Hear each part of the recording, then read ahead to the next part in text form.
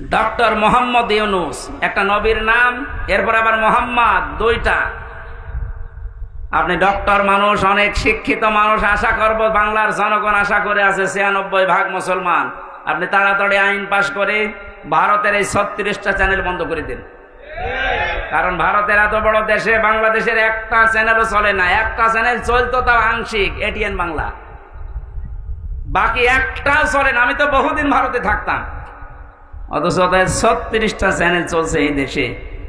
তাও শিক্ষামূলক কিছু দেখলে দেখা যায়। সব আকাশ সংস্কৃতির নামে এমন এমন কিছু দেখায়, আমার মনে হয় বাবা আর মেয়ে এক জায়গায় বসে দেখলে দুইজনে অজ্ঞান হয়ে যাবে। এ কথা বলছেন এখন? তাহলে এই জ্বালানাটা, এই যে সাংস্কৃতিক জগতের জ্বালানা, অর্থনীতির জ্বালানা, সামাজিক জীবনের জ্বালানা, এই জ্বালানাগুলো ঠিক করার দরকার না? এ নেওয়া লাগবে কোরআন থেকে। সব ঔষধ এখানে দেওয়া আছে। অনুনাজ্জিলু মিনাল কোরআনি মা হুয়া শিফাউন ওয়া রাহমাতুল লিল মুমিনিন। এ কোরআন নাযিল করার ধারাবাহিকতা এমন এমন বিধান আমি দিয়েছি যেটা মুমিনদের রোগ মুক্তির কারণ হবে। এ সমস্ত বিষয়গুলো যেহেতু রোগ দিয়ে ভরা, এই জ্বালানাগুলো ভেন্টিলেটর লাগে, এগুলো আমরা ঠিক করব। এগুলো মুআমালাত, মুআশারাত, মানুষের সাথে কথা বলতে হলেও আপনি বাইরে থেকে কথা বলবেন, যখন হাসি মুখে বলবেন। মোবাইলে যখন কথা বলবেন এমন নরম ভাষায় বলা লাগবে যেন এক একটা কথায় সাদগা দেওয়ার মতো সওয়াব হয়। এই বিষয়গুলো দিয়ে যদি আমরা ঘর, জ্বালানা, দরজা, আকাশে যে ছাদ, টিনের ছাদ হোক, আর এমনিতে চুনসুরকির ছাদ হোক, ছাদগুলো যদি কোরআনের আয়াতগুলো দিয়ে, হাদিসগুলো দিয়ে আমরা বানাতে পারি, এইরকম বাংলাদেশের ৫৬,০০০ বর্গ মাইলের ঘরে ঢুকলে আপনি আসলেই শান্তি পাবেন। আল্লাহু ইয়াহদি মান ইয়াশাউ ইলা সিরাতিম মুস্তাকিম। আল্লাহ যাকে ইচ্ছা তাকে সরল পথের দিশা দেন। বাংলাদেশের আলেমদের উজ্জ্বল নক্ষত্র হিসাবে যিনি পরিগণিত বলা যায়, মুফতি জসিমউদ্দিন রহমানী হাফিজাহুল্লাহ, এই লোকটাকে বিনা কারণে এই ১১-১২ বছর জেলে রেখে দিয়েছে। যে সমস্ত ট্যাগ দিয়ে তারা রেখেছিল, উনি কি ওই রকম ধরনের মানুষ? একজন প্রখ্যাত আলেম, তার জ্ঞানের গভীরতা কি হাদিসের ওপরে। আমি বহু সময় কাটিয়েছি লোকটার সাথে। তার জ্ঞানের গভীরতা এবং মুআমালাত, মুআশারাত, ব্যবহার, যেটা আমি যে সমস্ত মানুষের সাথে মিশে সবচাইতে বেশি আদর পেয়েছি, তার ভেতরে অন্যতম আল্লামা মামুনুল হক হাফিজাহুল্লাহ। ওনার কাছে আমি ঋণী। বহু কষ্ট করেছে আমার জন্য। নিজে খেতে পারতো না, কিন্তু রান্না করে করে, এই যে গরম করে করে আমারে খাওয়াতো, ছোট ভাইয়ের মতো দেখতো। আমি আরো বেশি ভালোবাসা পেয়েছিলাম বাংলাদেশ জামাতে ইসলামীর শ্রদ্ধাভাজন আমির ডাক্তার শফিকুর রহমান। লোকটার সাথেও কিছুদিন ছিলাম। মানুষ মনে হয়নি আমার কাছে, মনে হয়েছে একটা জিন্দা ফেরেশতা। মানুষ যে এত নরম হতে পারে, আর ব্যবহার যে এত মোলায়েম হতে পারে, আমি কাছে না থাকলে বুঝতাম না। তার যে ইবাদতের মাকাম, তার যে ইবাদতের উচ্চতা, গভীরতা, তার আল্লাহর প্রতি যে ভরসা, আল্লাহর প্রতি তার যে তাওয়াক্কুল, এটা কাছে থাকলে আপনি টের পেতেন। দ্বীনের জন্য, ইসলামের জন্য তার যে ইখলাস, আল্লাহ রাব্বুল আলামিন আমার মনে হয় এরকম কিছু মানুষের ইখলাসের কারণে, কোরবানির কারণে আজ দেশের দিকে একটু রহমতের দৃষ্টি দিয়েছে। এজন্য আমরা দেখতে পাচ্ছি দিন যত যাচ্ছে ইসলামের দিকে মানুষ তত ঝুঁকতেছে। আরাআইতান নাসা ইয়াদখুলুনা ফি দীনিল্লাহি আফওয়াজা। এভাবে আপনি দেখতে পাবেন দলে দলে, পালে পালে মানুষ ইসলামে প্রবেশ করছে। যেহেতু সে অবস্থা শুরু হয়ে গেছে, কিছুদিন যেতে দেন, এই বাংলাদেশে কালেমার পতাকা ইনশাআল্লাহ উড়বেই উড়বে। এখানে আমাদের একটু দায়িত্ব আছে। ছোটখাটো যে বিষয়গুলো নিয়ে আমরা এখনো পর্যন্ত মত পার্থক্যে আছি, জাতীয়তাবাদী দল বলেন, জেনারেল দল বলেন, ইসলামী দল বলেন, এই ছোটখাটো বিষয় নিয়ে মনোমালিন্য করলে কিন্তু আবার জালেমরা ঘুরে দাঁড়াতে পারে। কারণ আন্তর্জাতিক মহল তো আর সব আমাদের পক্ষে না। কথা বুঝতেছেন? একটা হোস্টেলে ১০০ জন ছাত্র ছিল। সকালে নাস্তা দেওয়া হতো তাদের, রুটি আর পাউরুটি, কলা। এর ভেতরে ২০ জন বলছে এই নাস্তায় আমাদেরকে দেওয়া লাগবে যতদিন আমরা হোস্টেলে আছি। কিন্তু 80 জন বলছে না, এই নাস্তা আমরা খাবো না। হোস্টেলের যিনি দায়িত্বে আছে ম্যানেজার, তাকে ডাক দেওয়া হয়েছে যে এই নাস্তা পাল্টান। আমরা কেউ কেউ খিচুড়ি খেতে চাই, কেউ কেউ রোল খেতে চায়, কেউ কেউ চিড়া ভিজা খেতে চায়, আর এরা মাত্র 20 জন, এরা পাউরুটি কলা চায়। আমরা এটা চাই না, আমরা পাল্টাতে চাই মেনু। হোস্টেলের ম্যানেজার বলছে ঠিক আছে, তাহলে ভোট দেওয়া হোক। ভোট আরম্ভ হয়ে গেল, কে ভোট বেশি পায় সেইটা চালু হবে। 20 জন তো ঠিক আছে নাকি? এরা তো সে ছোটবেলা থেকে এই খেয়ে মানুষ, এরা সব কলা পাউরুটিতে আছে। বাকি যারা ছিল তারা ভোট দিয়েছে। রোলের পক্ষে হয়তো 18টা, খেচুড়ির পক্ষে 15টা, চিড়া ভেজার পক্ষে 12টা। এভাবে ভাগ করতে করতে দেখা গেল যে না, 20 যে 20ই বেশি আছে। অথচ 20-এর তুলনায় মানুষ ছিল কয়টা বলেন না কেন?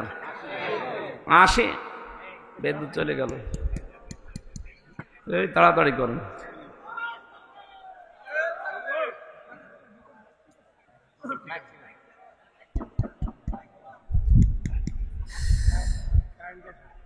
ঠিক আছে, বসো। সুবহানাল্লাহ আলহামদুলিল্লাহ। এই ছেলে, কি সমস্যা কি? বসেন বসেন বসেন, খুব জরুরি না হলে উঠবেন না। রংপুরের লাইনের মানুষগুলোকে আমরা একটা নামে ডাকি, কি কারণও আছে, ওরা সহজ সরল একটু বেশি, ওদের প্রশংসা করা যায়। কারণ সহজ সরল মানুষগুলো আর গরিব মানুষগুলো এ দরবেশ বাবার চাইতে 500 বছর আগে জান্নাতে যাবে। কথা বুঝতেছে? দরবেশের বাড়ি ঢাকা আর ওদের বাড়ি রংপুরে। নাম শুনলে আমরা মফিজ বলি। এই মফিজদেরই একজন আবু সাইদ জীবন দিয়ে আমাদের কাছে মুক্ত জীবনে ফিরিয়ে দিয়েছে। ঢাকার মানুষ দেয়নি তা না, মুগ্ধ ভাই ঢাকার মানুষ। সম্মানিত ভাইরা, আমি যেটা বলতে চাচ্ছিলাম, ওই জায়গায় একবার মাহফিলে দেখেছিলাম এক লোক হাত তুলেছে, মুরব্বী মানুষ। কি হয়েছে? আমি 1 নাম্বারে যাব। ঠিক আছে, যান। আর একজন বলছে আমি 2 নাম্বারে, আর একজন 3 হাত তুলিস। কি গো? বলছে যে আমি বিড়ি খাবো। তার মানে ওই 2 কাজ করে বিড়ি খেয়ে তারপরে আসবে। এখন কি বলবো? বললাম ঠিক আছে, যান, মুরব্বী মানুষ, খেয়ে আবার তাড়াতাড়ি চলে আসবে। তো এখানে যারা উঠতেছেন ওইরকম 3 নাম্বারে আছেন কেউ?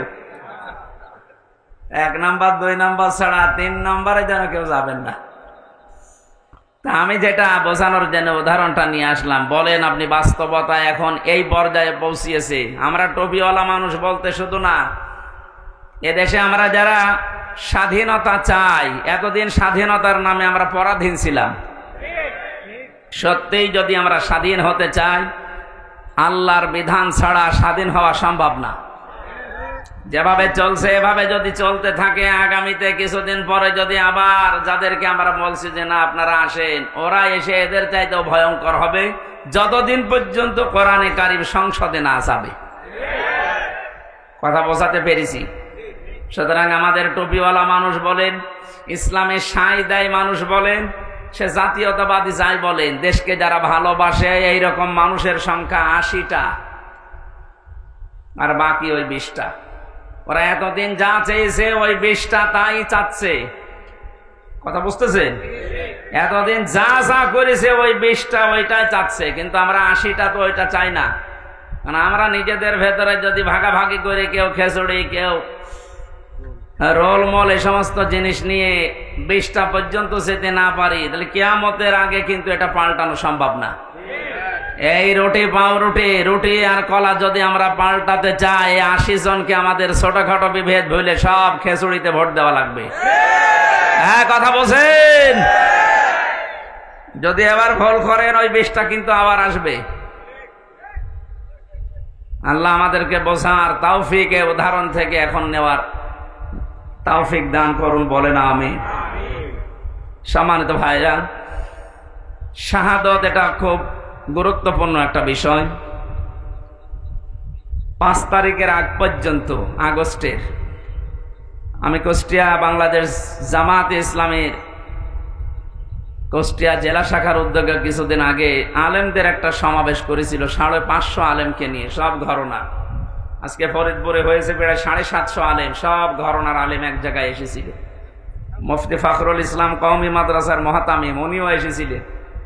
জামাতে ইসলামের বাংলাদেশের হামিদুর রহমান আজাদ কেন্দ্রীয় সেক্রেটারি সহকারী উনিও এসেছিলেন। ভারপ্রাপ্ত সেক্রেটারি যিনি ছিলেন মাওলানা এটিএম মাসুম উনিও এসেছিলেন।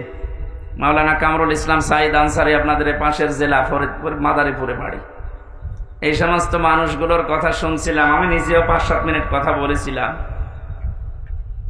একটু ভাবলাম ওই জায়গায় দাঁড়িয়ে দাঁড়িয়ে যে এই যে সুন্দর একটা দৃশ্য, এখানে 750-র উপরে আলেম, 3-4 ঘন্টা পর্যন্ত অনুষ্ঠান চলছে, অথচ আগস্টের 5 তারিখের আগে এই অনুষ্ঠান 500 না 750 না 7.5 জন যদি এক জায়গায় হতো আলেম, 10টা মামলা হয়ে যেত। এটা বানিয়ে বললাম না, এইটাই ঠিক। কোন জায়গা থেকে কোথায় এসেছি আমরা, আপনি টের পাচ্ছেন? জালেমরা মনে করেছিল আর আমি আছি, শান্তিতে আছি, আল্লাহ মনে হয় আমাদেরকে ভালোবেসেই রেখেছে। আমার যখন 11 সালে গ্রেফতার করেছিল ওসির বাড়ি গোপালগঞ্জে, আমার প্রথমে থানায় নিয়ে মসজিদ থেকে জুমার নামাজ পড়ে কেবল বের হয়েছি সিঁড়িতে, আমার এসে গ্রেফতার করে নিয়ে চলে গেল। কি অপরাধ আমার? বলছে থানায় চলে। কি বলবেন তো? আপনি সুদের বিরুদ্ধে কথা বলেন কেন? এ কথা কি আমি বলি না আল্লাহ বলে? সুদের বিরুদ্ধে বক্তব্য কার? আমি তো শুধু অ্যাডভার্টাইজ করিস, আর ওই দায়িত্বই তো আমার। আমি অ্যাডভার্টাইজ না করলে আমার খবর হবে না। বিভিন্ন রকমের দোষ চাপিয়ে দিলে যে শিবির করে, শিবিরে রক কেটে বেড়ায় আন্দাজে। এই যে আমার বন্ধু পেছনে বসে আছে মাওলানা আবু তালেব, আমার অনার্স মাস্টার্স ওনার সাথে একসাথে ছিল বিশ্ববিদ্যালয়ে আল কোরআনে। জিজ্ঞাসা করেন তো আমি জীবনে কোনোদিন অ্যাক্টিভ হয়ে মিছিল মিটিং এ গেছি? আন্দাজে একটা এক লাগিয়ে দিলেন আপনি। আমারে বলে শিবিরের কেন্দ্রীয় লিডার। আরে শয়তান, শিবিরের কেন্দ্রীয় লিডার বুঝিস? এই জেনারেল দলের মতো নাকি একবার লাফ দিয়ে হঠাৎ করে ঘুম থেকে ভেঙে দেখছে সভাপতি। কত কাঠখড়ি পোড়ানো লাগে, সমর্থক হওয়া লাগে, কর্মী হওয়া লাগে, সাথী হওয়া লাগে, সদস্য হওয়া লাগে, এরপরও পদ চাইলে পাবেন না। এই রকম দৃশ্যগুলো পার করে কেন্দ্রীয় লিডার তো দূরের কথা, ভাবাও চায় না। সমস্যা কি আপনার? আরো পেছান যে যেখানে আছে কথা বলবেন না, ও দেখতে পারে, পারুক না পারে না পারে। এই ট্যাগগুলো লাগিয়ে যখন থানাতে নিয়ে গেল, ওই দিন খুব অসহায় মনে হচ্ছিল নিজেকে। পুলিশের গাড়িতে ওই প্রথম ওঠা আমার, হাতের ভেতরে হ্যান্ডকাপ দিয়ে। এমনিতে আপনি নিয়ে যেতে পারতেন, আপনি তো দেখলেন যে মসজিদ থেকে আমি জমার খুতবা দিয়ে বের হচ্ছি, আমি কি পালিয়ে যেতাম? 2 হাতের ভেতরে হ্যান্ডকাপ লাগিয়ে মনে হচ্ছে কি বড় জিনিস ধরিস, অথচ কিছুই না। থানায় নিয়ে আমারে বলছে, হুজুর কুলিল্লাহুম্মা মালিকাল মুলকি তুতিল মুলকা মান তাশা। এই আয়াতের মানে কি? আল্লাহ যাকে চায় ক্ষমতা দেন, যাকে চায় নামিয়ে দেন। আমারে বলছে তাহলে প্রধানমন্ত্রী শেখ হাসিনাকে আল্লাহ দিয়েছে, এই তো জায়গা মতো হাত দিয়েছে। যাতে মাতাল হলো তাহলে ঠিক আছে, বাড়ি ওই জায়গায় তো। আমার একটা আয়াত ওই সময় মনে পড়ে গেল, সূরা আলে ইমরানের 178 নম্বর আয়াতটা। আল্লাহ পাক বলেন, ওয়ালা ইয়াহসাবান্নাল্লাযীনা কাফারু আন্নামা নুমলি লাহুম খায়রুল লিআনফুসিহিম ইন্নামা নুমলি লাহুম লিয়াজদাদু ইসমা ওয়ালাহুম আযাবুম মুহিন। আল্লাহ পাক বলেন, হে নবী, কাফেরেরা কিন্তু ধারণা করে তাদেরকে আল্লাহ যে নিয়ামতগুলো দিয়েছে, ক্ষমতা, টাকা পয়সা, প্রভাব প্রতিপত্তি, এগুলো মনে হয় তাদের কল্যাণের জন্য ভালোবেসে দিয়েছে। না, ওদেরকে এই ক্ষমতা, টাকা পয়সা, অর্থ সম্পদ, বিত্ত বৈভব দেওয়ার পেছনে আল্লাহর উদ্দেশ্য আছে। এগুলো পেয়ে কাফেররা এমন এমন কাজ করছে যে ওদের পাপের বোঝা যেন পরিপূর্ণ হয়ে যায়। এই 15.5-16 বছরে এ জালেমদের পাপের বোঝা এত বেশি ভারী হয়ে গেছে, লিয়াজদাদু ইসমা, বৃদ্ধি হতে হতে পাপের বোঝা এমন জায়গায় পৌঁছিয়েছে, আপনি যদি বাস্তবতা দেখতেন তাহলে টের পেতেন যারা কোথায় পৌঁছিয়েছে। পৃথিবী থমকে দাঁড়িয়েছে আয়না ঘরের এই দৃশ্যগুলো দেখে, অথচ নিজে আমি দেখিয়ে এসেছি কত কঠিন মারাত্মক জায়গা এটা। মাটির ওপরের ঘরেই মানুষ তালাবদ্ধ হয়ে থাকতে পারে না, আর মাটির নিচে কোনো আলো বাতাস নেই। এটা কি কবর নাকি সে নিজেও জানে না। 24টা ঘন্টা তালা লাগানো, এদিকে 2.5 হাত, এদিকে 1.5 হাত, এতটুকু জায়গায় সামনে একটা টয়লেট দেওয়া। জালেমদের এত দিন অত্যাচার জুলুম নির্যাতন করার পরও মন নরম হয় নাই। আর এখন মাঝে মাঝে ভিডিও বার্তা পাতায় যে আমার দোষ কি, যে মানুষ আমারে তাড়িয়ে দিল। কোনো দোষ পাননি, এদিকে আসে, আপনার দোষ দেখাচ্ছে। আয়না ঘরের সাথে যারা সম্পৃক্ত, আমার মনে হয় একটাকেও আল্লাহ কোনোদিন ক্ষমা করার কথা না। কারণ যে কষ্ট তারা মানুষকে দেয়, পশুর সাথেও মানুষ এত বড় নিকৃষ্ট আচরণ করে না। আরে ভাই, সেখানে 1 ঘন্টা, 5 ঘন্টা, 10 ঘন্টা, 2 দিন, 4 দিন রেখে ছেড়ে দিলেও তো হয়। আপনি চিন্তা করতে পারেন 8 বছর একটা লোককে ওইভাবে বেঁধে রেখেছে। সারা বাংলাদেশের সব মানুষ যদি এদেশের জালেম যারা ছিল তাদেরকে মাফ করে দেয়, ব্যারিস্টার আরমানের বউ জীবনও মাফ করবে না।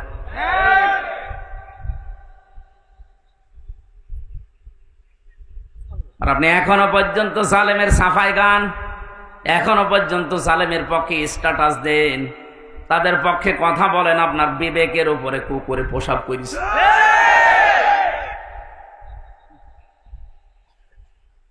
বলে আপা আপনি ঘাবড়াবেন না, আপনি ঘাবড়ালে আমরা নরম হয়ে যাই। সেনাবাহিনী ধরেছে ওইটারে নরম বানিয়ে ফেলেছে।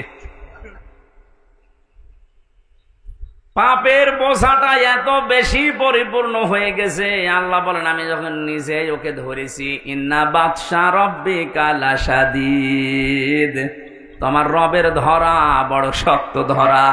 ওয়ালাহুম আযাবুম মুহিন, তাদের জন্য অপমানজনক শাস্তি আল্লাহ রেডি করেছেন। এর প্রমাণ কালামানিক বিসি পর্যন্ত উড়ে গেছে। ফরিদপুরের একজন সন্তান খান সাহেব নামে, মতিয়ার রহমান খান, ও একটা ডাবিং করেছে টকশোর। কালামানিকের মহিউদ্দিন খান বলছে না, তাই বলে আমার বিসিতে মারবে।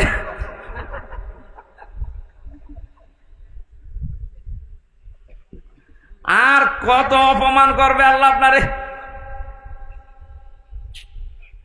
আমি তো বাস্তবে আয়াতটা দেখতে পাচ্ছি, আযাবুম মুহিন, অপমানজনক শাস্তি আল্লাহ তাদেরকে যে দেবে, আল্লাহ কিন্তু আরম্ভ করে দিয়েছে। এই জন্য ছোটখাটো জালেম যারা আছে, আজকে অনেক ছোটখাটো জালেমরা বলছে আমরা আর এই জুলুমের দলে নেই, আমরা পরিবর্তন হয়ে ফিরে আসলাম। এখনো সময় আছে, আসেন তাড়াতাড়ি, নাতে মরণের ঘন্টা বেজে গেলে কিন্তু আর তওবা কবুল হবে না।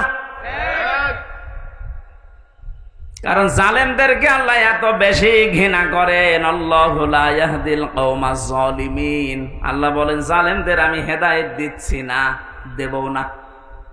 ইয়াহদি এটা মজারে বর্তমান, ভবিষ্যৎ, প্রেজেন্ট, ফিউচার। জালেম ছাড়া পৃথিবীতে জালেমের কোনো হেদায়েত নসিব হবে না, এখন হচ্ছে না, কিয়ামত পর্যন্ত আল্লাহ জালেমদের হেদায়েত দেবে না। এদের প্রতি আল্লাহর এত বেশি রাগ হয়ে যায়, ফেরাউনও কিন্তু শেষ। ও বলেছিল আন্নাহু লা ইলাহা ইল্লাল্লাহ বলতে পারে না। আপনি তাফসিরে দেখবেন, ও যখন একবার পানির নিচে ডাকছিল, আবার উপরে ভেসে ওঠে, পানি খেতে খেতে পেট মোটা হয়ে গেছে, তখনও বলেছিল আন্নাহু লা ইলাহা ইল্লাল্লাহ বলতে যাবে, জিবরাইল এসে মুখের উপরে কাদা লাগিয়ে দিয়েছে। যত মানুষকে জুলুম, অত্যাচার, নির্যাতন, স্বৈরাচারী কায়দায় কষ্ট দিয়েছ, তোমার এই কষ্টের সাথে হাজার হাজার মানুষের চোখের পানি লেগে আছে। তোর এখন আর তওবা কবুল হবে না, তোর মুখ দিয়ে আল্লাহর ওই কালেমা এখন আর বের হবে না। তোকে আমি রেখে দিলাম, যা। আল আনা ওয়াকাদ আসাইতা ক্বাবলু ওয়া কুনতা মিনাল মুফসিদিন। এখন স্বীকার করছো যে আমি ভালো হয়ে গেলাম, এখন বলছো আমি তওবা করছি না, আজকে আর হবে না। এর পূর্বে তুই স্বৈরাচারী ছিলি। এই জন্য স্বৈরাচার যারা, ফ্যাসাদ যারা সৃষ্টি করে, জমিন যারা বিশৃঙ্খলা তৈরি করার চেষ্টা চালায়, আল্লাহ পাকের হেদায়েত থেকে তারা চিরবঞ্চিত হয়ে যায়। ফেরাউনের জীবনী পড়ার পরে আমি লেডি ফেরাউনকেও মিলিয়েছি, সবগুলো খাপের খাপ মিলে যায়। ফেরাউন ক্ষমতা নেওয়ার পরে 4টা কাজ করেছিল ওর বন্ধু হামানের কথা মতো। এই পৃথিবীতে বহু ফেরাউন যারা আছে, সে পুরুষ হোক আর লেডি হোক, এই মানুষগুলোও দেখলাম এই 4টা কাজই হাতে নিয়েছে। হাজার হাজার বছর আগে ফেরাউন ওই সময় প্রথমে ক্ষমতা পেয়ে এই কাজ চালু করেছিল যে আসমানি কিতাবের শিক্ষা রাখা যাবে না। আমি যেটা দাবি করতে চাই, এই দাবি যদি আমি পূরণ করতে সক্ষম হতে চাই, তাহলে আসমানি কিতাবের আলোচনা চলবে না। কারণ দাবি করার চেষ্টা চালিয়েছিল আনা রব্বুকুমুল আ'লা, আমি সব চাইতে বড় রব, আমার উপরে আর কিছু চলবে না। ওটা নয় আরবিতে বলেছিল, এটা মাতৃভাষায় বাংলাতে অনেকেই বলছে আমার উপরে আর কেউ নেই, বেশি ঝামেলা করবা সব বন্ধ করে দেব, এরকম কথা বলতো না? কথা বলেন না কেন? এই কথাটা আপনি আরবি করেন তো, ফেরাউনের কথার সাথে পুরো মিলে যায়। প্রথমেই হাত দিয়েছিল শিক্ষা ব্যবস্থায়, আসমানি কিতাবের শিক্ষা থাকবে না। এই 15.5 বছরের ভেতরে এমন জায়গায় আমরা দেখলাম আসমানি কিতাবের শিক্ষা প্রায় পুরাপুরি মিটিয়ে ফেলেছে। গত পরশুদিন দেখলাম মাদ্রাসা ইসলাম শিক্ষা পড়াচ্ছে এক হিন্দু। চিন্তা করতে পারে কোথায় পৌঁছিয়েছে? মাদ্রাসা ইসলাম শিক্ষা যদি একটা হিন্দু পড়ায়, বাকিগুলোর অবস্থা কি? দেশটা কোথায় পৌঁছিয়েছে যে জাতীয় মসজিদের ইমাম পর্যন্ত পালিয়েছে।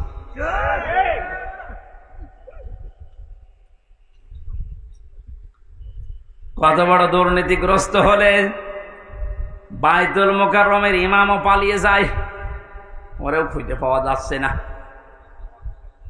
ফেরাউন ক্ষমতা পাওয়ার পরে ও যা করেছিল প্রথমে, আজকে পৃথিবীতে অনেক জালেমকে আমরা এইটাই দেখেছি, ওরা প্রথমেই হাত দিয়েছে শিক্ষা ব্যবস্থায়। আল্লাহর কোরআনের নবীজির হাদিসের জীবনী যেগুলো ছিল এগুলো সব বাদ দেন, এইগুলো চলবে না। এভাবে যদি 10টা বছর চালাতে পারে, হামান ফেরাউনকে বলেছিল বন্ধু 10টা বছর যদি আসমানি কিতাবের আলোচনা বাদ দিয়ে জাতিকে চালাতে পারো, পুরা জাতি গোমরা হয়ে যাবে। চিন্তা করেছেন কোথা থেকে নিয়েছে এই বিষয়গুলো? 2 নম্বরে, আসমানি কিতাব যারা শিক্ষা দেয়, এই আলেমগুলোকে কারণে অকারণে দুনিয়া থেকে বিদায় করো, তাই করতে আরম্ভ করেছিল। কত আলেম বিদায় নিয়েছে, কত আলেম এখনো পর্যন্ত জেলে আছে। আপনি আমারটাই ধরেন তো, কোন কারণে আপনি 3টা বছর আমাকে আটকে রাখলেন? এখন তো আমি নিরপরাধ বলে খালাস পেয়ে গেলাম, আমার কোনো দোষ পাইনি। তাহলে আমার তো উচিত হবে যারা আমার মামলার যে মাদারীপুরের এই লোকটা সহ যত মানুষ আমার মামলার সাথে জড়িত, প্রত্যেককে এখন উল্টা করে বিনা কারণে একটা মানুষকে কষ্ট দিলেন, আপনাদেরকেও মামলা দিয়ে এভাবে কষ্ট দেওয়া লাগবে। ফরিদপুরের যে ছেলেটা জঙ্গি মামলায় আন্দাজে আটকে রেখেছে, তার ভাই কিছুক্ষণ আগে আমারে বলছিল হুজুর এই কথাটা তুলে ধরেন, সারা বাংলাদেশে জানান। শুধু আমার ভাইয়ের মতো না, হাজারো মানুষ যারা বিনা কারণে মিথ্যা মামলা নিয়ে জেলে আছে, 2 বছর 5 বছর 10 বছর। এই ছেলেটা শুনলাম প্রায় 9-10 বছর জেলে আছে এখন। আপনাদের এলাকায় বাড়ি, হ্যাঁ, এই জন্য ভাতিজা, তার বড় ভাই সে ফরিদপুরে বাড়ি, ফরিদ আমার সামনে বিল্ডিং এ ছিল, মাঝে মাঝে হাত মারত। উনি আমাকে যেটা বলেছে আমি ওটা বলেছি বহু জায়গায়, এখনো বলছি, যে রেকর্ড হচ্ছে। এই দেশে 1 লাখের উপরে মানুষ এখন জেলখানায় আছে। আমার মনে হয় 100 জনের প্রায় 70 জনই কিছু জানি না। আমি যেটা দেখেছিলাম নিজে, একটা কিচ্ছু জানে না, প্রতিহিংসার বশবর্তী হয়ে ক্ষমতার অপব্যবহার করে মানুষের কাছ থেকে অবৈধভাবে টাকা ইনকাম করার জন্য ওরা এই কাজগুলো করেছে। আমার বাড়ি থেকে নিয়ে এসেছে, আমি 2 তলার উপরে ঘুমাচ্ছিলাম, আমার ওখান থেকে নিয়ে এসে অমুক জায়গা থেকে ওনারা গ্রেপ্তার করেছে, অথচ পুরা মিথ্যা কথা।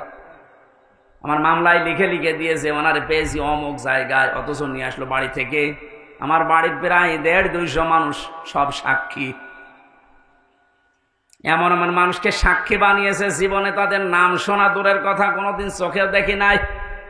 আন্দাজে তারা সাক্ষী দেবে বলে আমার বিশ্বাস হয় না, কারণ তাদের আমিও চিনি না, তারাও আমাকে চেনে না। ধরার পরেই বেকার বেকার আমার বাবাকে বলছে 10 লাখ টাকা দেন, নাই তো 50টা মামলা দেব আপনার ছেলের নামে। কোথায় পৌঁছিয়েছিল দেখেছেন? দেশটা মগের মূল্য বানিয়ে ফেলেছে। আমার বাবা তো গ্রাম্য মানুষ, ভয়ে রিমান্ডের যে নাম শুনেছে যে পিটাবে, শেষ পর্যন্ত 8 লাখ টাকা দিয়ে দিয়েছে। এই মামলা যেদিন খারিজ হয়ে গেল, ওই দিন আমি কল দিয়েছিলাম মামলার আয়ুকে। আমি এতদিন ওরে স্যার বলতাম, ও এখন উল্টো করে আমারে স্যার বলছে। যে হুজুর কান্নাকাটি করছিল, হুজুর মাফ করে দিন। কিসের মাফ? আগে ওই 10 লাখ টাকা ফেরত দে।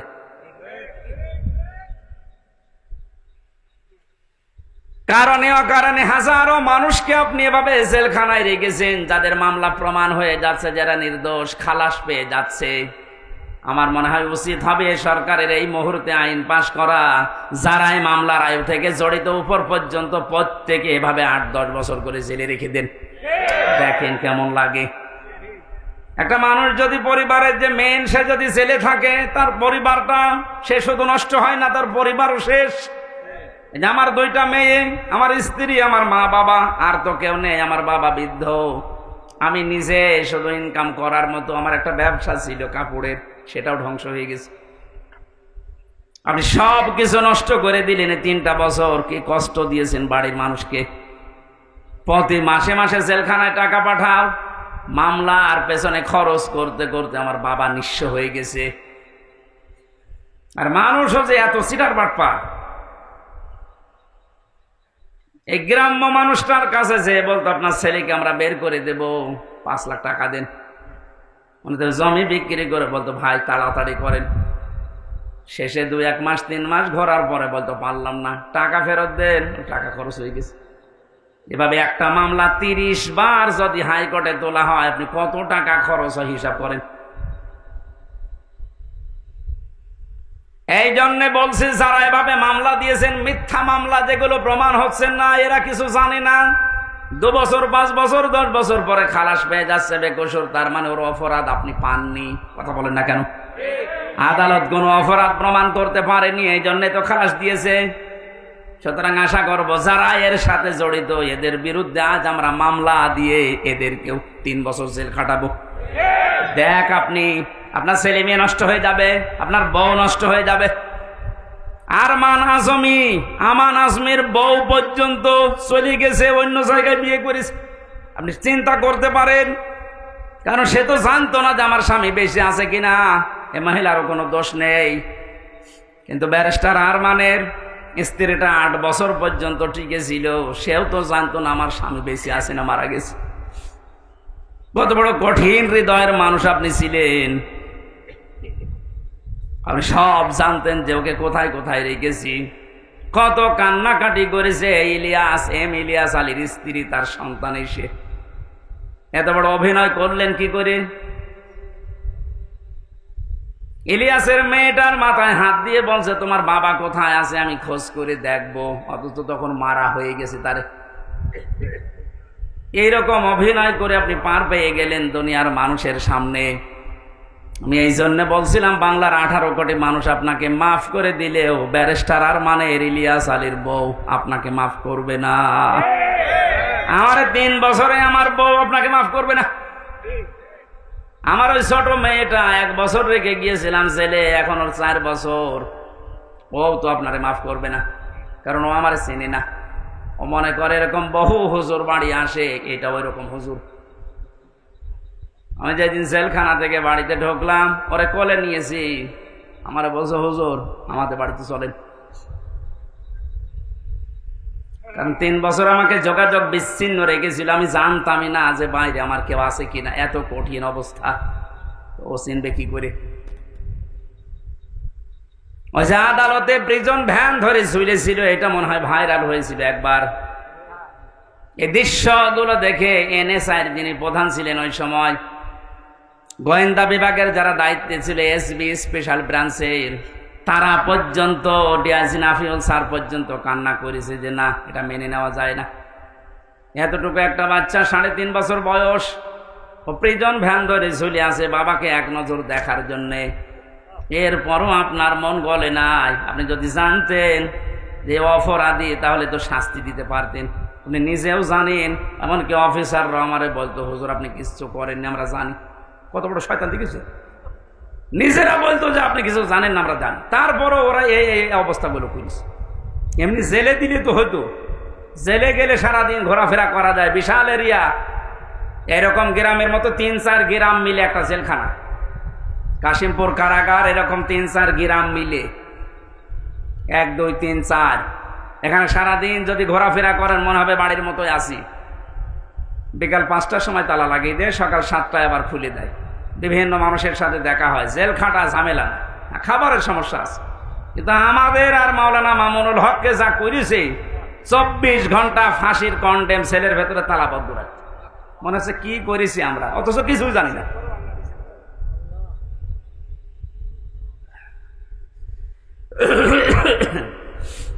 আমি আযাব মুহিনের কথা বলছিলাম।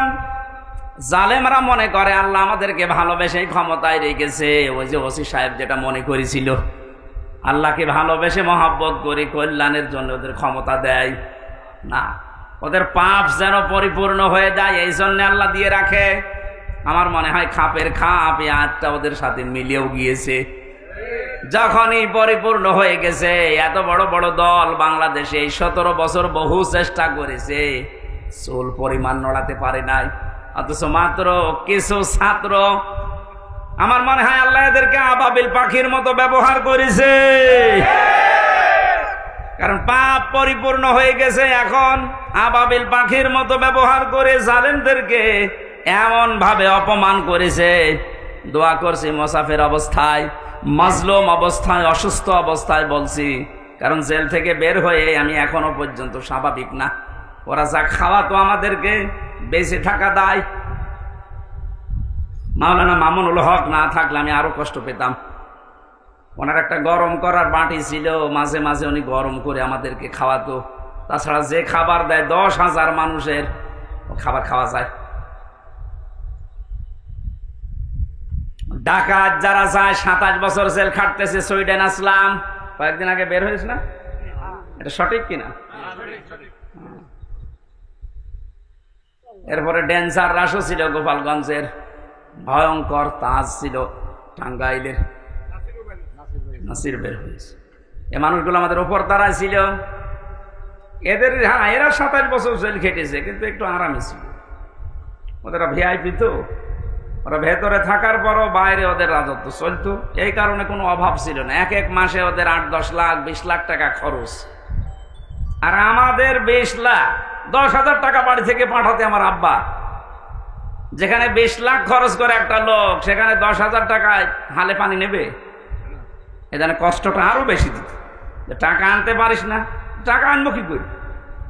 আর কি ওর মতো বাম হাত ডান হাতের ইনকাম আছে?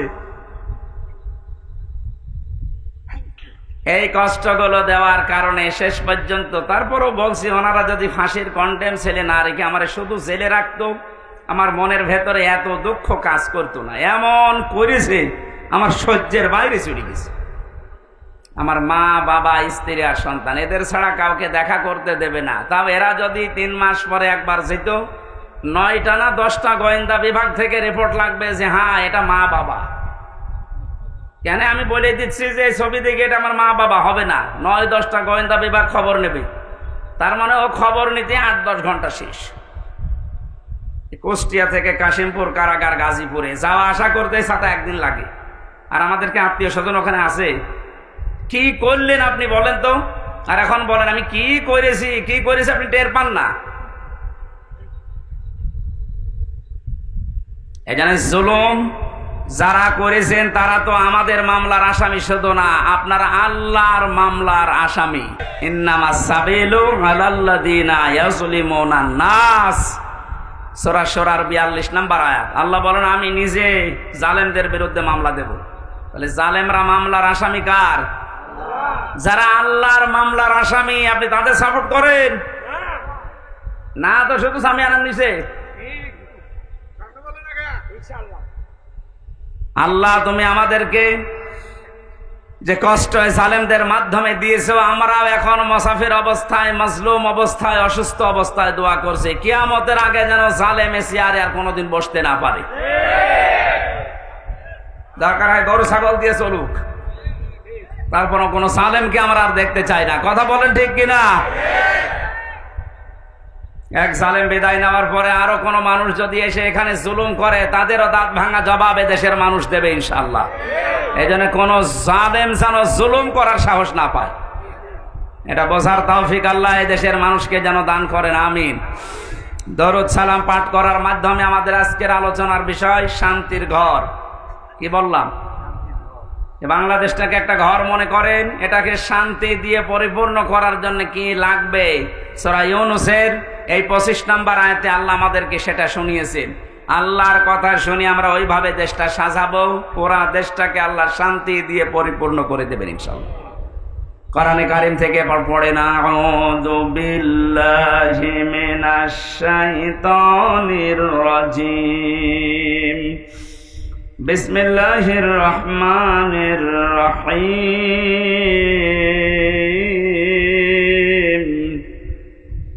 ওয়াল্লাহু ইয়াদউ ইলা দারিস সালাম ওয়া ইয়াহদি মান ইয়াশাউ ইলা সিরাতিন মুস্তাকিম,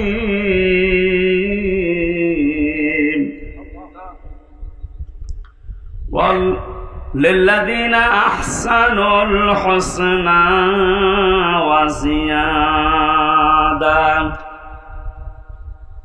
আপনাদের কষ্ট হয়ে যাচ্ছে? নিচে কি ভেজা নাকি? একটু খেয়াল করে শুনবেন, আমরা তাফসীর আকারে কথা বলবো ইনশাআল্লাহ। সূরা ইউনূস কোন সূরা? বলেন। এটা একটা নবীর নাম। কার নাম? মানুষ বিপদে পড়লে একটা দোয়া পড়ে, দোয়ার নাম কি? জালেমরা এমন বিপদে পড়েছে এই দোয়াও পড়তে পারে না, কারণ আল্লাহ যারে বসিয়েছে তার নাম ইউনূস। ও পড়বে কি করে? দোয়া ইউনূস পড়তে গেলে ওর নাম আসবে। এজন্য বলছে আমি এমন ঝামেলা আছি, বিপদে পড়ে যে ইউনূস পড়বো সে কায়দাও নেই, যে আসতেছে ওর নাম কি?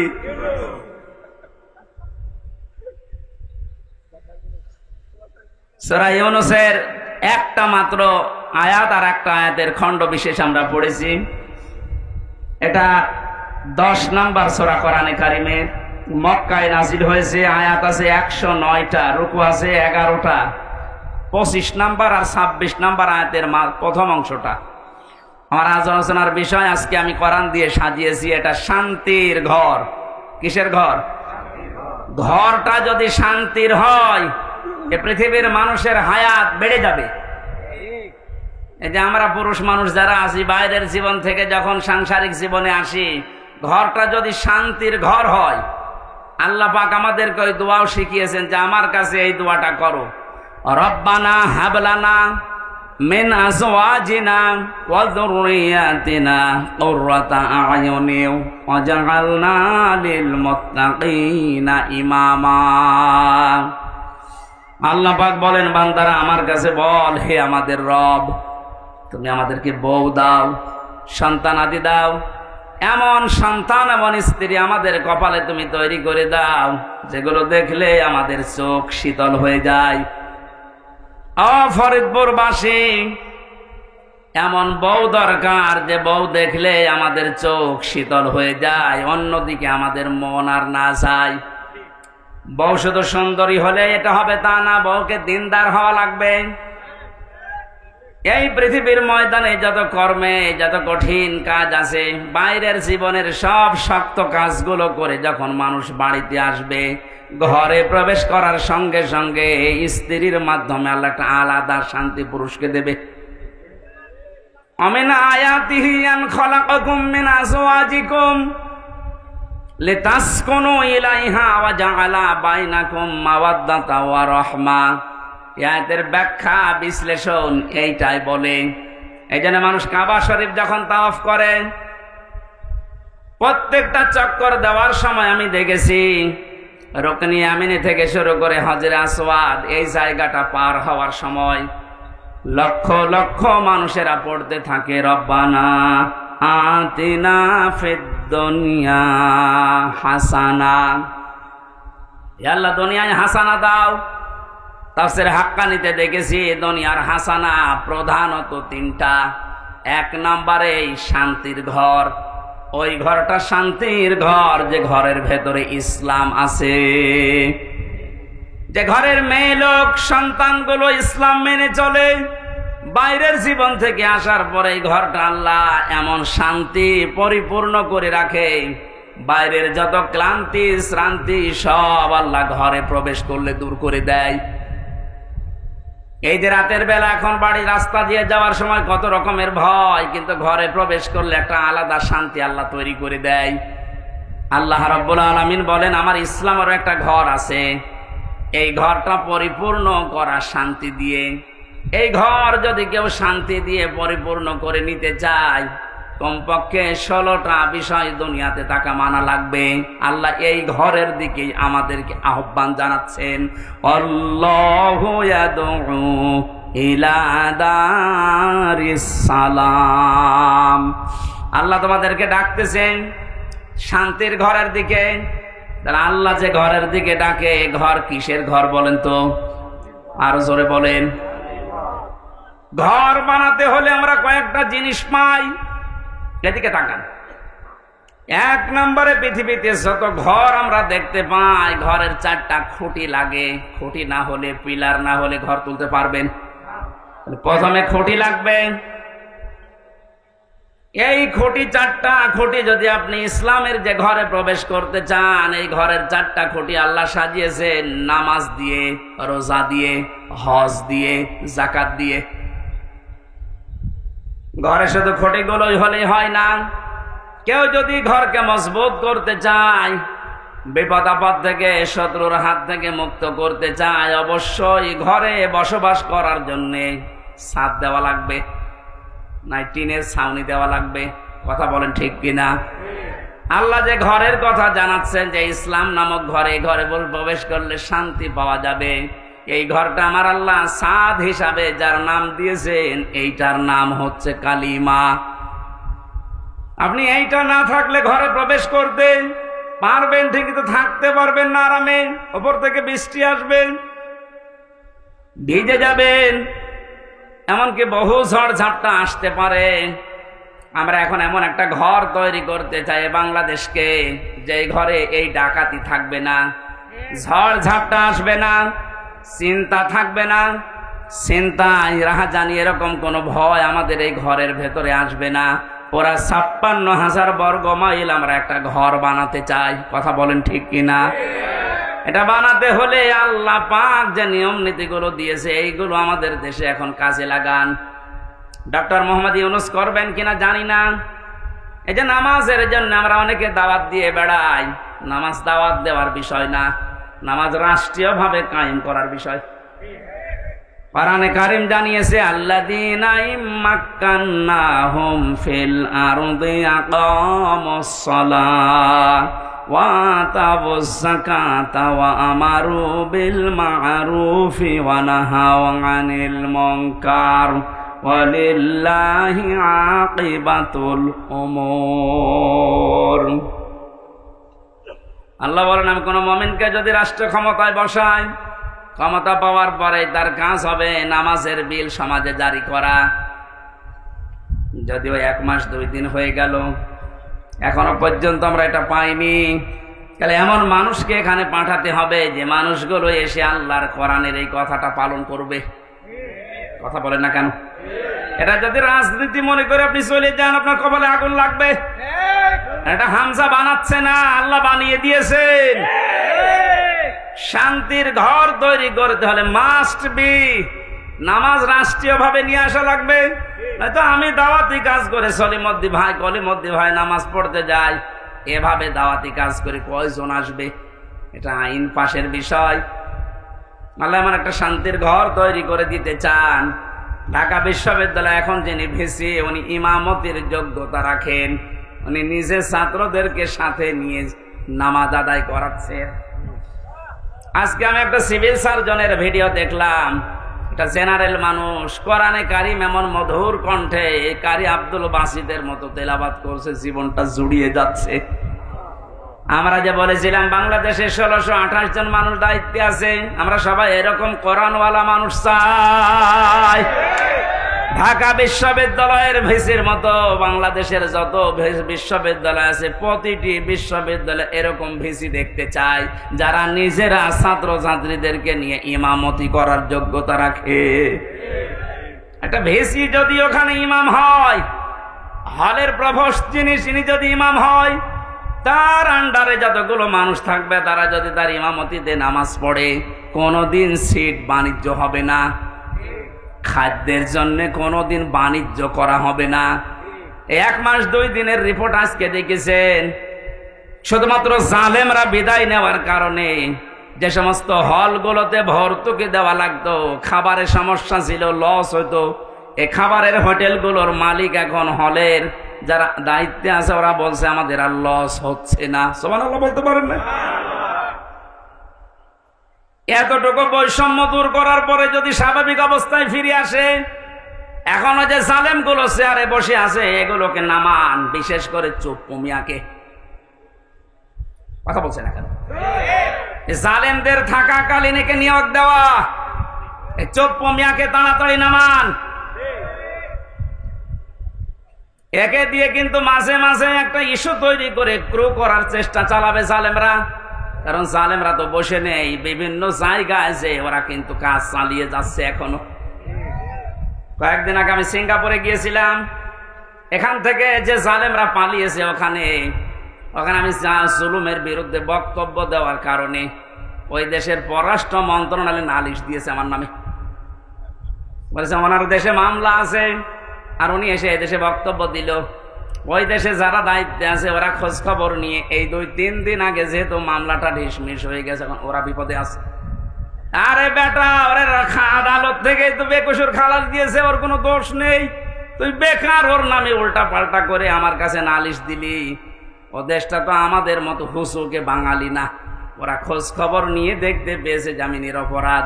যারা নালিশ দিয়েছে নালিশ পার্টি এখন থাকার খবর আছে। নিজের পায়ে নিজে কোড়াল মারছেন। বাইরে বসে বসে যে মানুষগুলো ষড়যন্ত্র করছে, এদের জন্য একটা কাজ, এই ঝামেলাটা রয়ে গেছে। যেহেতু ওদের নিয়োগ দেওয়া, এটা যেন আহ্বান জানাবো খুব তাড়াতাড়ি এই 1628টা চেয়ার থেকে এদেরকে নামিয়ে এতদিন যারা বৈষম্যের শিকার হয়েছে তাদেরকে চেয়ারগুলোতে বসান। এইটার জন্য ছেলেরা জীবন দিয়ে গেছে। কালেমাটা আমাদের যদি সাদ হিসাবে আমরা তৈরি করতে না পারি দেশে, কালেমা মানে কি? লা ইলাহা ইল্লাল্লাহু মুহাম্মাদুর রাসূলুল্লাহ। এটা একটা বাক্য। এটা বাস্তবে যদি আমরা নিয়ে যেতে না পারি, আমাদের যে ঘর বানাবে ঘরটা কিন্তু বসবাসের উপযুক্ত হবে না। ঘর বানিয়ে ছাদ দিলে শুধু চারিদিকে 4টা খুঁটি দিলে হয় না, বেড়া দেওয়া লাগে। ঘরের বেড়া দেওয়া লাগে না, দেওয়াল দেওয়া লাগে। আল্লাহ পাক যে ঘরের দিকে ডাকতেছে, শান্তির ঘর যদি আমরা বানাতে চাই, এ ঘরের বেড়া হিসাবে প্রথমে আপনাকে সৎ কাজগুলো রাষ্ট্রীয়ভাবে জারি করা লাগবে। অন্যায় কাজগুলো এগুলো রাষ্ট্রীয়ভাবে আইন পাশ করে নিষিদ্ধ করা লাগবে। এটা যদি রাষ্ট্রীয়ভাবে নিষিদ্ধ হতো, বাংলাদেশের বহু ব্রিজের এই অবৈধ টোলগুলো বন্ধ হয়ে যেত। এটা বন্ধ হয়েছিল 5 তারিখের পর কিছু কিছু, আবার জালেমারা অনেকে এই বিভিন্ন কায়দা এটা আরম্ভ করছে কিছু মুনাফিকের নাম দিয়ে। আমার কথার অর্থ বোঝেন? অনেক মুনাফিক এখন কিন্তু মাঠে নেমে পড়েছে। অল্প কিছু অত্যাচারের শিকার যারা হয়েছিল তারা এখন সুযোগের সদ্ব্যবহার করছে, আবার ওইগুলো জারি করে আবার বৈষম্য তৈরি করা, আবার সংস্কারকে ধ্বংস করে দিয়ে রাষ্ট্র সংস্কারের জন্য তারা দাবি তুলে জীবন দিয়ে গেল। এখন যদি আপনি আবার রাষ্ট্রের ভেতরে ভেজাল বাঁধান, আপনাকে আবার আমাদের সংস্কার করা লাগবে। যেন আমরা বেড়া দিতে চাই, এমন বেড়া যে বেড়া থাকলে কোনোদিন বেড়া টপকিয়ে ঘরের মানুষকে আক্রমণ করতে পারবে না বাইরের লোক। সৎ কাজের আদেশগুলো এটা সোনা মধু করার বিষয় না, এটা আইন পাশের বিষয়।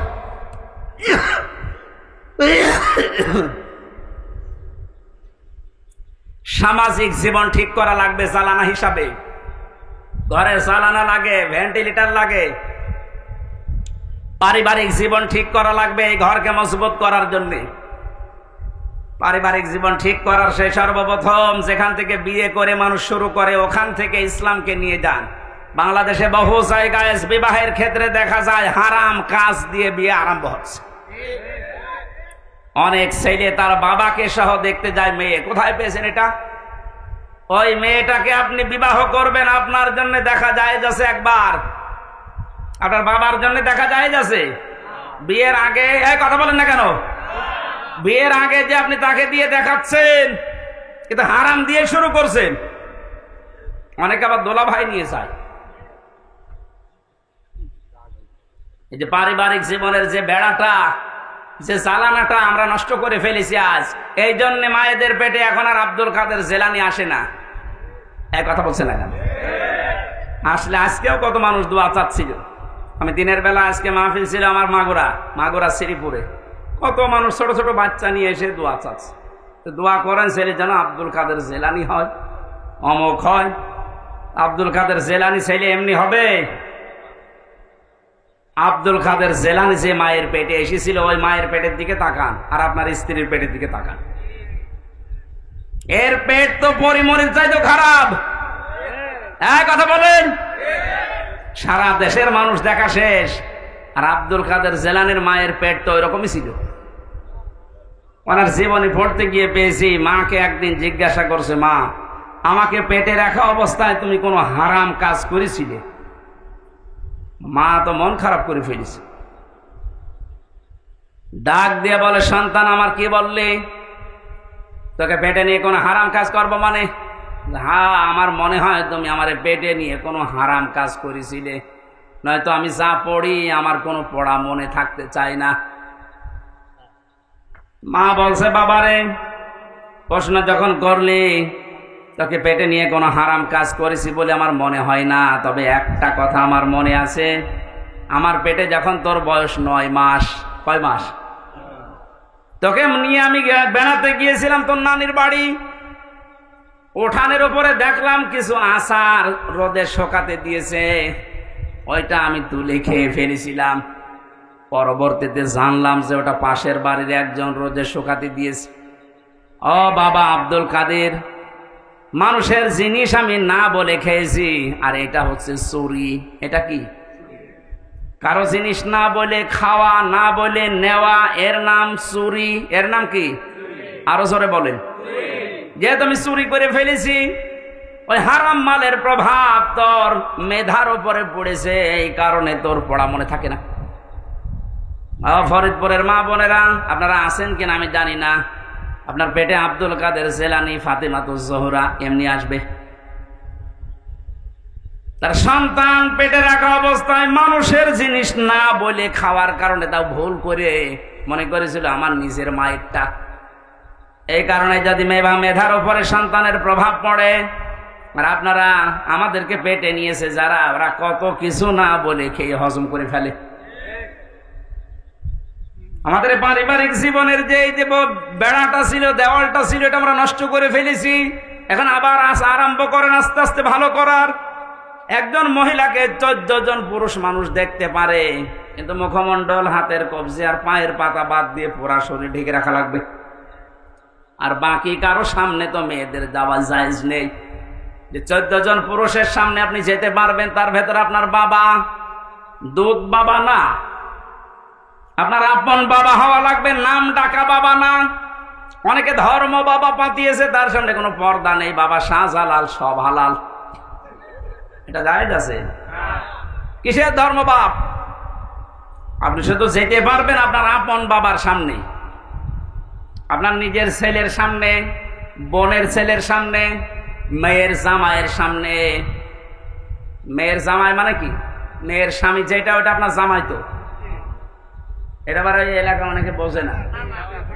চট্টগ্রামে আবার ও স্বামীকে বলে জামাই, আর এক ভেজা। এই জন্য বলছি মেয়ের যেটা স্বামী ওইটা তো আপনার জামাই হয় সম্পর্কে, তার সাথে আপনি দেখা করতে পারবেন শাশুড়ি হিসাবে, কিন্তু মুখমণ্ডল, হাতের কবজি, পায়ের পাতা, এ পুরা শরীর ঢেকে রাখা লাগবে। মাথার চুল নিজের মেয়ের স্বামী ওই জামাইকে দেখানো যায় না, কিন্তু অনেক শাশুড়ি চুলে শ্যাম্পু করে দেখায় যে বাবাজি। শেষ পর্যন্ত অনেক শাশুড়িকে নিয়ে জামাই যে পালিয়ে গেছে, এ বাংলাদেশে নেই। আমাদের এই বেড়া এমন নড়বড়ে হয়ে গেছে, এ বেড়া দিয়েছে এসে ঢুকে পড়ে। এ বেড়ায় শান্তি আসবে? শুধু এ দেওয়ালগুলো না, বেড়াগুলো না, এরপর আবার জালানা আছে। এই জালানাগুলোর নাম আল্লাহর কোরআনে আমি বিভিন্ন জায়গা থেকে মিলিয়ে পেয়েছি। অর্থনীতির জালানা লাগানো লাগবে, সাংস্কৃতিক জ্বালানো লাগানো লাগবে। আর সাংস্কৃতিক জগৎটার জ্বালানা আমরা এমন ভাবে খুলে দিয়েছি, ভারতের 11 আসন আকাশ সংস্কৃতির নামে এমন এমন কিছু আসে। এখন শুনলাম যে নাকি ভারতের এই 36টা চ্যানেলের অনেকগুলো চ্যানেল বন্ধ হয়েছে, আমি জানি না। এটা আইন পাশ করে এই মুহূর্তে বন্ধ করে দেওয়া দরকার। কোনো শিক্ষা নেই এই চ্যানেলগুলোতে, বিশেষ করে স্টার জলসা, স্টার প্লাস, যে প্লাস, যে বাংলা। কি শেখেন এখান থেকে? শুধু তালাতালি করা আর এর কথা ওর কাছে লাগান। ডক্টর মোহাম্মদ ইউনুস একটা নবীর নাম, এরপর আবার মোহাম্মদ, দুইটা। আপনি ডক্টর মানুষ, অনেক শিক্ষিত মানুষ, আশা করব বাংলার জনগণ আশা করে আছে 96% মুসলমান। আপনি তাড়াতাড়ি আইন পাশ করে ভারতের এই 36টা চ্যানেল বন্ধ করে দিন। কারণ ভারতের এত বড় দেশে বাংলাদেশের একটা চ্যানেলও চলে না। একটা চ্যানেল চলতো তাও আংশিক, এটিএন বাংলা, বাকি একটাও চলে না। আমি তো বহুদিন ভারতে থাকতাম, অথচ 36টা চ্যানেল চলছে এই দেশে। তাও শিক্ষামূলক কিছু দেখলে দেখা যায়। সব আকাশ সংস্কৃতির নামে এমন এমন কিছু দেখায়, আমার মনে হয় বাবা আর মেয়ে এক জায়গায় বসে দেখলে দুইজনে অজ্ঞান হয়ে যাবে। এ কথা বলছে না কেন? তাহলে এই জ্বালানাটা, এই যে সাংস্কৃতিক জগতের জ্বালানা, অর্থনীতির জ্বালানা, সামাজিক জীবনের জ্বালানা, এই জ্বালানাগুলো ঠিক করার দরকার না? এ নেওয়া লাগবে কোরআন থেকে। সব ঔষধ এখানে দেওয়া আছে। অনুনাজ্জিলু মিনাল কোরআনি মা হুয়া শিফাউন ওয়া রাহমাতুল লিল মুমিনিন। এ কোরআন নাযিল করার ধারাবাহিকতা, এমন এমন বিধান আমি দিয়েছি যেটা মুমিনদের রোগ মুক্তির কারণ হবে। এ সমস্ত বিষয়গুলো যেহেতু রোগ দিয়ে ভরা, এই জ্বালানাগুলো ভেন্টিলেটর লাগে, এগুলো আমরা ঠিক করব। এগুলো মুআমালাত, মুআশারাত, মানুষের সাথে কথা বলতে হলেও আপনি বাইরে থেকে কথা বলবেন যখন, হাসি মুখে বলবেন। মোবাইলে যখন কথা বলবেন এমন নরম ভাষায় বলা লাগবে যেন এক একটা কথা সাদগা দেওয়ার মতো সব হয়। এই বিষয়গুলো দিয়ে যদি আমরা ঘর, জালানা, দরজা, আকাশে যে ছাদ, টিনের ছাদ হোক, আর এমনিতে সুরকির ছাদ হোক, ছাদগুলো যদি কোরআনের আয়াতগুলো দিয়ে, হাদিসগুলো দিয়ে আমরা বানাতে পারি, এইরকম বাংলাদেশের 56,000 বর্গ মাইলের ঘরে ঢুকলে আপনি আসলেই শান্তি পাবেন। আল্লাহু ইয়াহদি মান ইয়াশাউ ইলা সিরাতিম মুস্তাকিম। আল্লাহ যাকে ইচ্ছা তাকে সরল পথের দিশা দেন। আমরা যদি এভাবে ঘরে প্রবেশ করতে পারি হেদায়েতের সহকারে, লিল্লাযিনা আহসানুল হুসনা ওয়া জিয়াদা। আল্লাহ যদি জিয়াদাতুন না দিত, এখানে 2 পেশ আছে। এ তানবিনের অর্থ পেয়েছি আমি তাফসিরে ফি জিলালিল কোরআনে। মুফাসসির লিখেছেন যারা ভালো কাজ করে তাদের উত্তম কিছু আমার আল্লাহ রেখে দিয়েছে, এবং তার চাইতেও বেশি এবং ধারাবাহিক ভাবে। এখানে আরবি গ্রামার যারা বোঝে, তাফসির পড়ে, ওনারা জানবেন শুধু জিয়াদা এরকম আল্লাহ দিলে আল্লাহর নিয়ামতটা থেমে যেত। আল্লাহ যেহেতু জিয়াদা তুন দিয়েছেন, আল্লাহ রাব্বুল আলামিন এরকম শান্তির ঘর তৈরি করে যারা সত্যি প্রবেশ করতে পারবে, যারা হেদায়েত সহকারে দুনিয়ার জীবনটা শেষ করতে পারবে, এদের যে নিয়ামত আল্লাহ দেবেন এটা শুধু শেষ না, এটা অব্যাহত থাকবে। এবং সর্বশেষ নিয়ামতের নাম হচ্ছে আল্লাহর সাক্ষাৎ। আল্লাহ এটা দিয়ে যেন আমাদের ধন্য করেন, আমিন।